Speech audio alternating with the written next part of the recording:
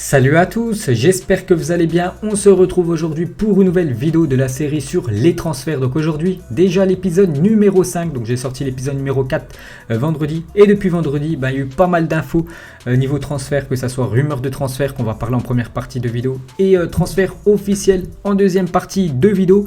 Donc on commence, donc n'oubliez pas, hein, comme d'habitude les gars, je prends quasiment tous les transferts. Donc il y a des joueurs qu'on connaît tous et il y a des joueurs très peu connus. Mais voilà, je mets tout bien sûr en une vidéo. Allez, c'est parti. Donc on commence avec la première info.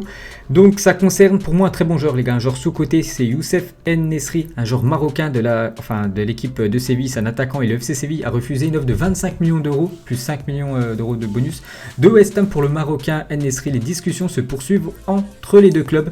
Donc lui, comme j'ai dit, il est très très bon. Il y a quelques jours, il a quand même inscrit un triplé avec son équipe de Séville. On peut voir que West Ham les gars a des vues sur lui. Donc on peut voir que le transfert, voilà, il n'est pas tombé à l'eau parce que pour l'instant, Séville a refusé une offre de 25 millions d'euros.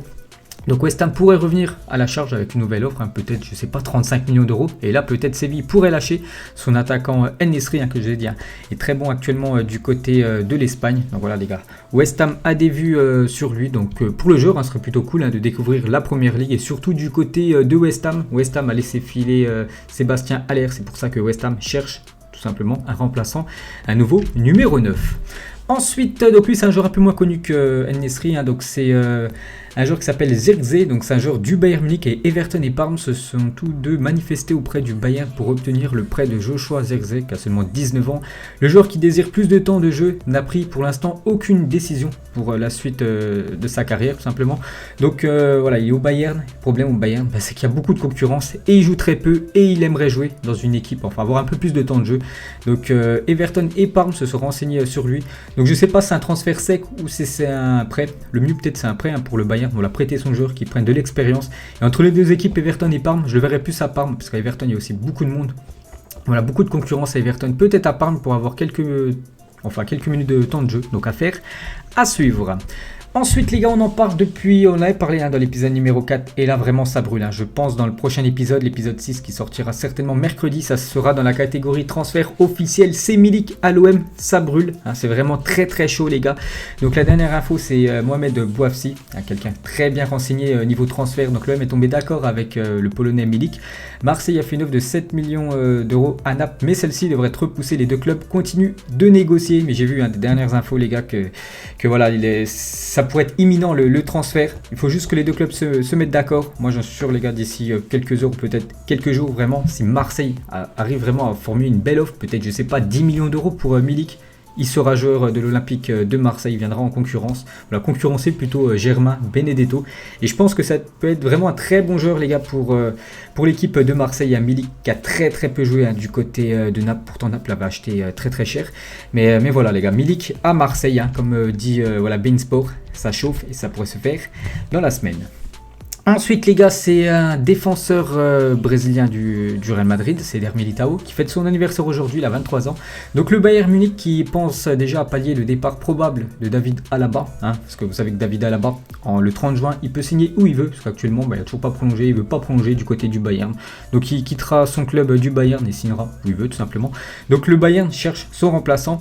Donc le Bayern a rejoint la liste des clubs intéressés par Eder Militão qui joue très très peu du côté du Real Madrid. Donc le défenseur en charnière numéro 1 c'est Ramos, Varane 2, 3 c'est quand même Nacho et lui il est seulement 4ème dans la hiérarchie des défenseurs centraux du Real Madrid, donc il est très loin.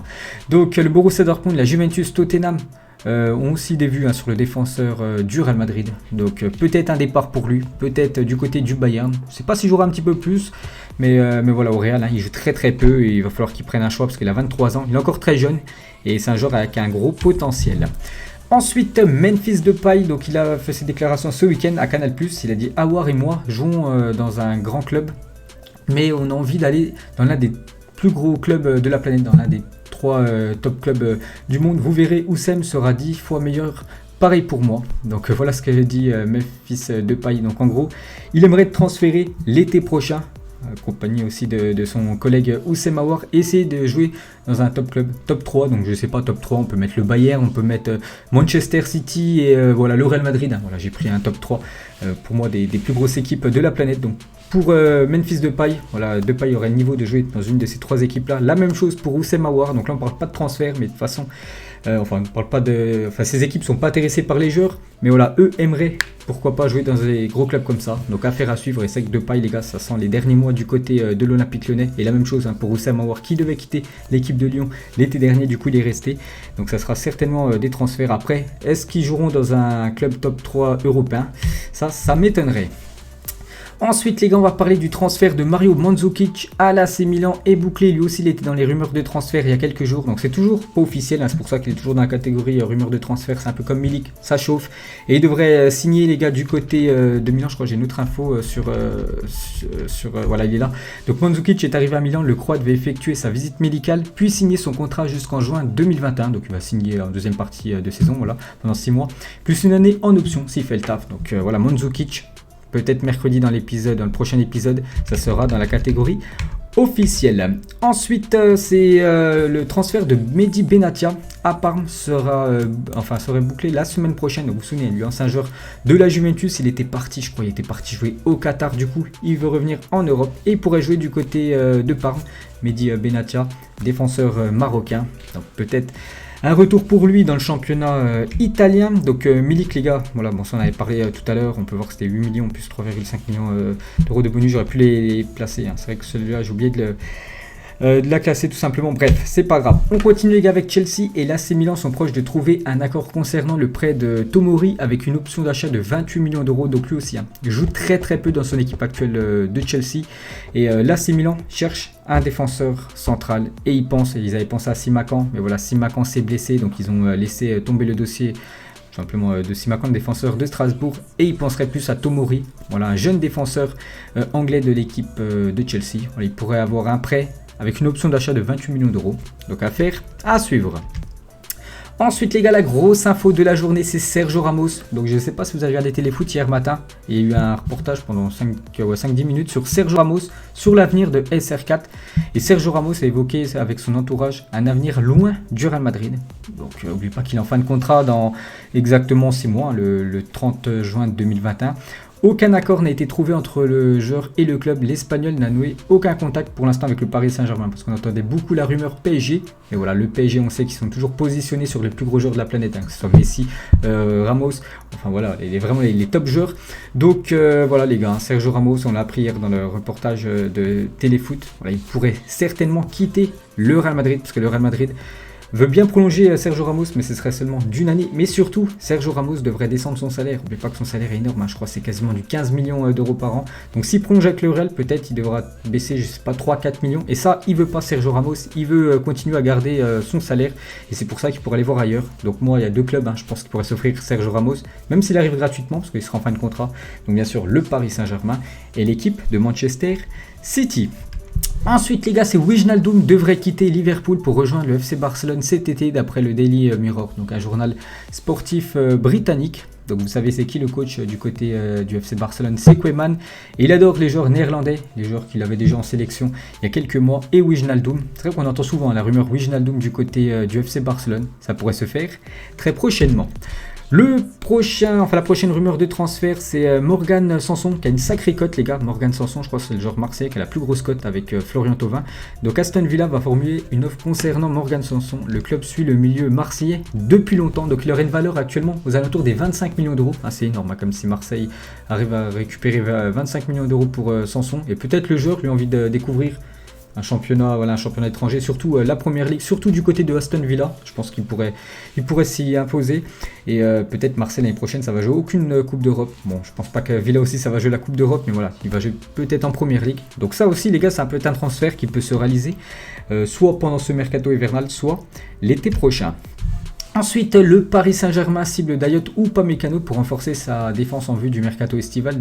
D'autres clubs comme le Bayern, Manchester United s'intéresse aux Français dont la clause libératoire est de 42 millions d'euros. Je sais qu'il y a aussi Tottenham et Chelsea qui ont des vues sur Dayot ou Upamecano. Il va terminer, on le sait tous, hein, cette deuxième partie de saison en Allemagne et après il quittera le club. Donc, on avait parlé du Paris Saint-Germain avec Sergio Ramos, voilà, mais qui est beaucoup plus vieux que Dayot ou Upamecano. Upamecano, je pense, serait un meilleur choix pour le Paris Saint-Germain parce que déjà, voilà, 42 millions d'euros, le PSG peut se l'offrir et surtout c'est un joueur pour l'avenir, hein, parce qu'il est quand même très jeune et pourquoi pas l'aligner dans le futur avec Kimpembe, lui aussi plutôt jeune. Ensuite, selon Sky Sport, Naples aurait entamé des discussions avec le Barça pour avoir le prêt de Junior Firpo, qui joue très très peu du côté du Barça, les gars. Le Barça, et je crois que c'est défenseur gauche, ouais, je crois qu'il est sur le côté gauche. Donc il y a Jordi Alba, voilà, le titulaire indiscutable. Donc il joue très très peu Junior Firpo. On peut voir que Naples aurait des vues sur le défenseur Blaugrana. Donc Mandzukic, on a parlé tout à l'heure. Concernant Giroud, s'il avait déclaré vouloir terminer la saison à Chelsea, Giroud ne serait pas insensible à l'intérêt de la Juventus. Il serait prêt à rejoindre la Juventus en cas de contrat de 18 mois minimum, alors que les Blues seraient prêts à le lâcher pour 5 millions d'euros. Alors le problème pour Giroud, c'est que cette deuxième partie de saison, il doit jouer. Après Chelsea, c'est vrai qu'il joue très peu. Quand il joue, comme il est décisif. Et s'il va du côté de la Juventus, on sait qu'il y a quand même du monde aussi devant. Donc on sait pas sûr quand même qu'il va jouer du côté de la Juventus, parce qu'il y a quand même Ronaldo et Morata aussi qui jouent. Donc voilà, la Juventus.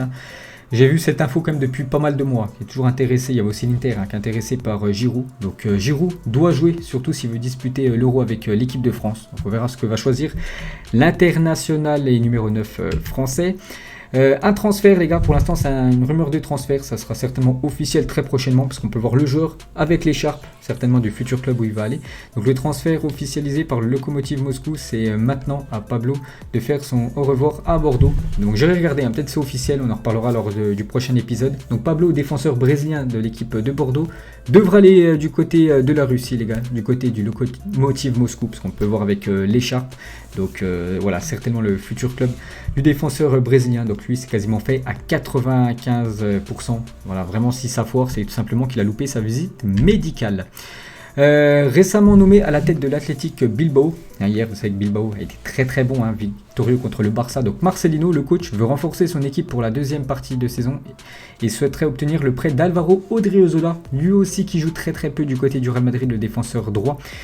Zidane, voilà, quand il n'y a pas Carvajal qui est blessé, il préfère mettre Vasquez, qui est pourtant ailier, que Odriozola, qui est quand même défenseur droit de métier. Donc voilà, le joueur il se dit, voilà, il jouera jamais. Voilà, il préfère mettre un attaquant que moi alors que je suis un défenseur. Donc c'est pour ça le mieux pour lui. Ça sent le départ. Il avait déjà été prêté, je crois que c'était en janvier dernier. Il avait fait 6 mois du côté du Bayern. En plus il avait tout gagné, que ce soit le championnat, la Ligue des Champions. Pourtant il avait quasiment pas joué. Donc cette fois-ci c'est Bilbao, voilà, qui aurait des vues sur Odriozola pour finir cette deuxième partie de saison. Donc à la recherche de temps de jeu, le joueur ne serait pas contre de retourner dans sa région natale de Bilbao, vu que c'est un joueur basque. Donc affaire à suivre. Ensuite, fin du prêt de Dalbert au Stade Rennais. On avait parlé, les gars, dans l'épisode vendredi. Donc Dalbert et Rennes, c'est fini. Donc le latéral brésilien est prêté par l'Inter Milan à Valladolid. Donc voilà, ça c'est officiel. Là, ça c'est on arrive dans les rubriques officielles. On peut le voir avec Ronaldo le brésilien. Vu que c'est le président du club de Valladolid. Donc voilà, il quitte Rennes et rejoint en prêt pour cette deuxième partie de saison l'équipe de Valladolid. Un autre transfert officiel, c'est le milieu français Meïté, prêté avec option d'achat à l'AC Milan par le Torino. Donc voilà les gars, Meïté, peu connu parce que je jouais du côté du Torino, donc du coup il rejoint l'équipe de l'AC Milan. Donc lui c'est un joueur en fait qui peut faire des très très gros matchs ou des fois il passe complètement à côté de ses matchs. Le problème c'est qu'il est pas assez régulier, mais quand il est vraiment dans un bon jour, il fait vraiment des grosses prestations. Donc je pense l'associer avec Kessie en milieu de terrain, ça peut être énorme pour l'équipe de l'AC Milan. Donc voilà, il rejoint cette équipe en prêt avec une option d'achat de 10 millions d'euros. Petite photo de lui avec sa nouvelle équipe avec la grosse Ligue des Champions dans le musée de l'AC Milan. La grosse info aussi du jour, on en parlait vendredi dernier, c'était en rumeur de transfert. Je dit ça va se faire. Cette fois-ci c'est officiel et ça fait plaisir de voir ce joueur enfin qui va rejouer parce que il était tout le temps sur le banc dans son équipe. Donc Mesut Özil s'est engagé à Fenerbahçe et c'est officiel. Donc voilà, il a quitté à l'amiable son contrat avec Arsenal où l'entraîneur le faisait plus du tout jouer et il retourne en Turquie, voilà, donc du côté du Fenerbahçe. Donc il n'a plus rejoué en match officiel depuis le 7 juin dernier. Voilà. Donc on est quand même en 2021, il n'avait pas joué depuis le 7 juin 2020.